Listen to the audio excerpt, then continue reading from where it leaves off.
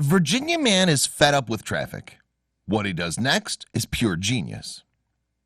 He entered the house and struggled to maintain his composure. He looked up in astonishment as his eyes traveled up the walls into the ceiling, from the hallway and up to the stairs, to the carpets and the balustrades. He took it all in. His head spun with the realization that somebody had done this, and all out of spite. Before we begin, make sure to smash that like button, subscribe to our channel, and click the notification bell for more amazing videos. Jack Sammis had bought his beloved new home in Queen Street for a hefty $135,000, but was starting to regret his decision.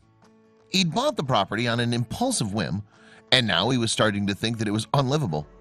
Jack was a lover of oddities, but perhaps he'd finally taken his love of strange things too far. But when he finally let the cameras inside, the world went wild. The house was extremely unusual, and it had been built with a very particular purpose in mind: revenge.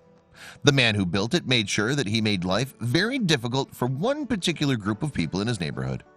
Placement was very important to John Hollinsbury, so much so that the house was so unpractical that livability seemed like an afterthought.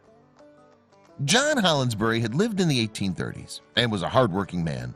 He loved nothing more than to arrive home from a long day of work, pour himself a stiff drink, and relax for the evening. But one thing stopped him from enjoying his peace and quiet, and soon he was at his wits' end. Hollinsbury was plagued by the noise of people loitering in the adjacent alleyway, and the sounds of broken bottles and late-night brawls would float straight up to his upper-story window at night. More so, he was sick and tired of the loud clip-clop of the horse-drawn carriages as they clattered under his window.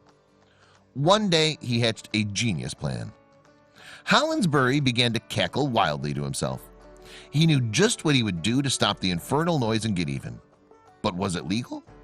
He didn't care about the logistics. He'd do it anyway. He was going to stop traffic. It was the last thing he ever did. They were all going to pay. Hollinsbury quickly put his plan into action and started to build. The alleyway was narrow, but he'd make it work. No wagon would ever drive through here again, he thought gleefully.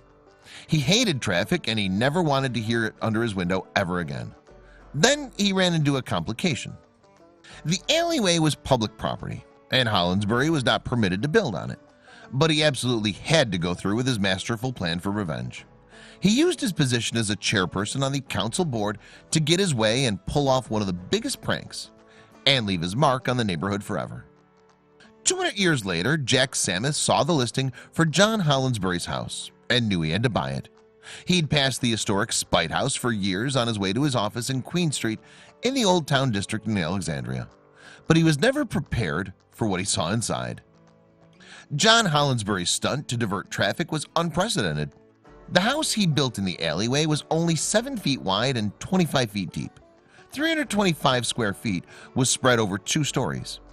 The house was built using the adjacent house's walls, and the gouges from the wheels of the carriages that Hollinsbury hated so much still can be seen in the living room wall today. But could Sammis make the house livable? Sammis had just bought the narrowest house in America, and he was determined to make it work for him. "I thought having something unique and historic would be fun," he said.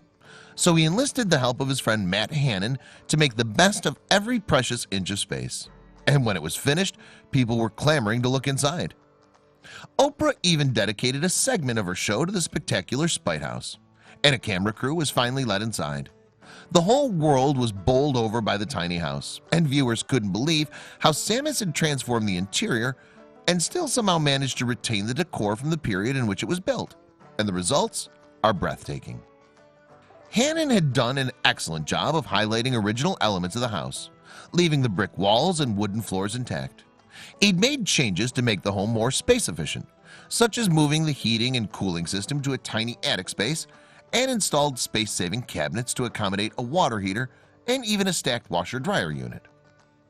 The house had a distinctive 1930s feel to it, and it's also reminiscent of being in the cabin of a ship. In fact, it's so similar that Sammis has been known to rent the house out to people who are about to embark on ocean cruises so they can get used to living in such a small space. The front door swings open to the living room, and everyone is surprised to see a regular-sized sofa wedged against the wall, which faces a decorative wooden mantelpiece.